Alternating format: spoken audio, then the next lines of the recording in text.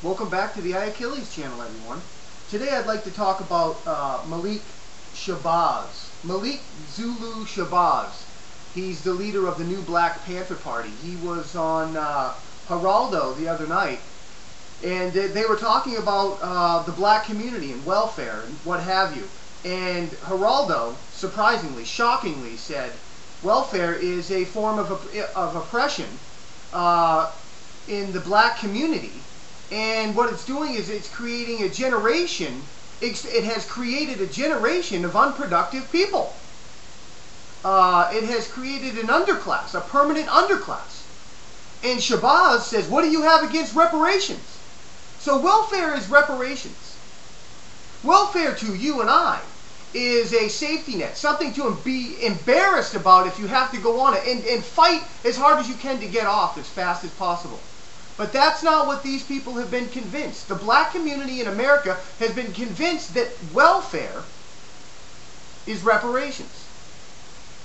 That is horrifying in the United States of America, where freedom and equal justice prevails. But they want these people to believe that the system is keeping them down. The system. But in reality, it is they who are keeping the African American, I don't want to say that, the black people down by giving them hyphenated names, which means you're not a true American. You're an African American. You're not a 100% American. And that's what they're doing. They're trying to keep the victim class mentality alive. And it's working. They've created a reformation in this community where they must rise up and take it back. Black liberation theology is social justice. Social justice is code word for black liberation theology. Giving the power from the white man to the black man. So that the black man now will control the country and the policies and what have you. And now it's payback for the white man. Do you understand the ignorance of this? But this is what these people are convinced of. And they're being held back. The communities that they live in have been infiltrated by the progressive movement, the black liberation theologists, to oppress black people and minorities. That's all they're doing.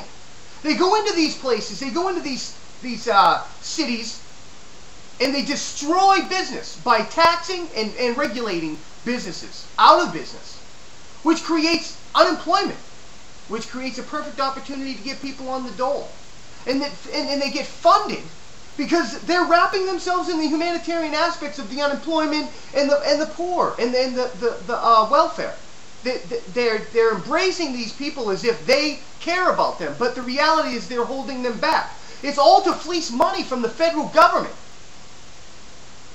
Are these poor people being helped? Are the numbers of these poor people growing? Yes. They'll tell you it's the system, but the reality is the money that the government and the system has given to these people has been redirected to all of these programs like Acorn, and there's these social programs. Okay? Social programs. That's where all this money goes. And all it is to fund their army, their ideological army and transformation of this country, and to build up strength within their organizations. And they're spread out all over this country. Organizations that people thought was charity.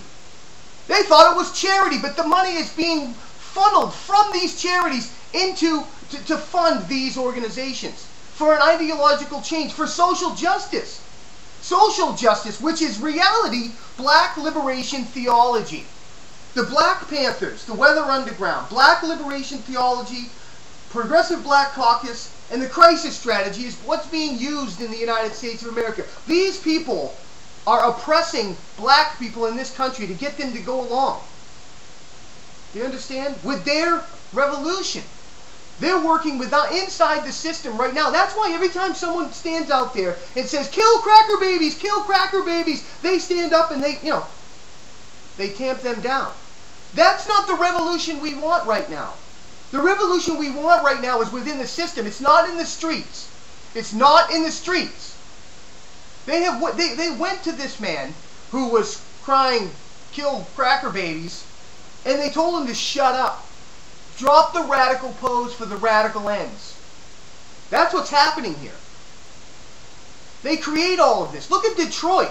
Detroit was created by the progressive movement, the black liberation theologists, the Reverend Wrights, the Al Sharptons, the Jesse Jacksons. These are the people who are oppressing black people in this country.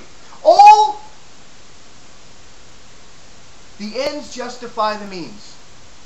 They will oppress a generation or two of black people in this country in order to get this fundamental transformation, which is social justice.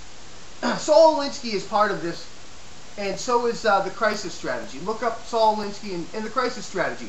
And Saul Alinsky gave them a detailed plan on how to do this. How you would go about doing this. Saul Alinsky is not an author. Okay? Saul Alinsky wrote instructional manuals for his communist revolution. Do you understand? He is a hero in the organizational world. Do you understand that? Organization. Growing masses of people, creating disenchantment and discontent with the current system. And that's what it is. In order to change it. Remember, we are talking about revolution, not revelation. You can miss the target by shooting too high as well as too low.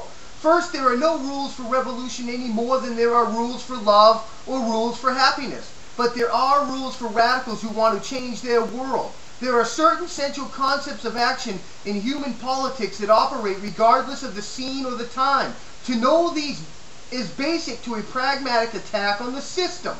These rules make the difference between being a realistic radical and being a rhetorical one. The ones who stand out in the street screaming, "Kill cracker babies, you're going to have to kill white people," that's rhetorical.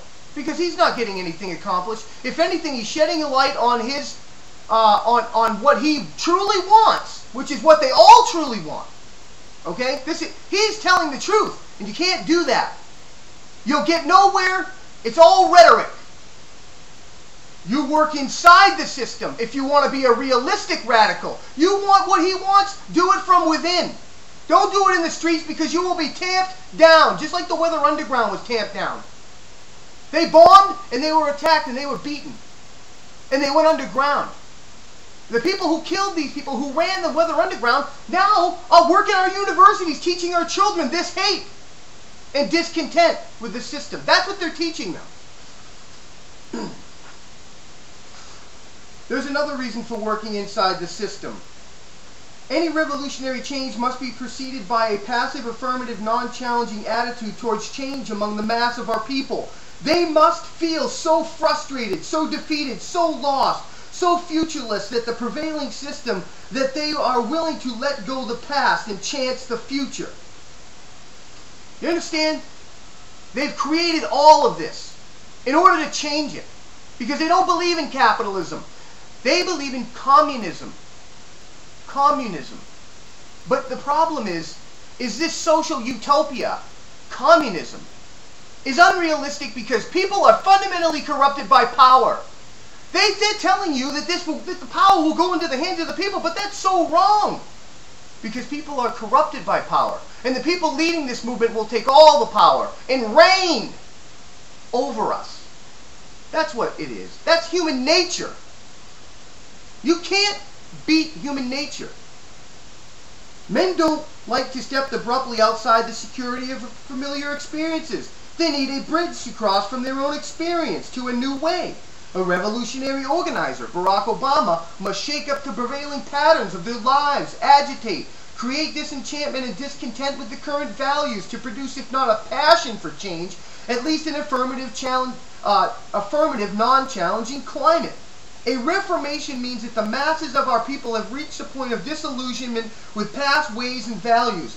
They don't know what will work, but they do know that the prevailing system is self-defeating and frustrating and hopeless. A reformation for change. That is what they're pushing for here. Creating disillusionment. Creating disenchantment and discontent with the current system. That is what they're doing. And they're doing it through regulations. Regulations on businesses, on insurance companies, creating all of the dysfunction that's in this country. Suing states. Dividing people along racial lines. That's what this government is doing right now. This movement, this black liberation theology movement, social justice. Whenever you hear social justice, that's code word for black liberation theology. Look it up. God bless America.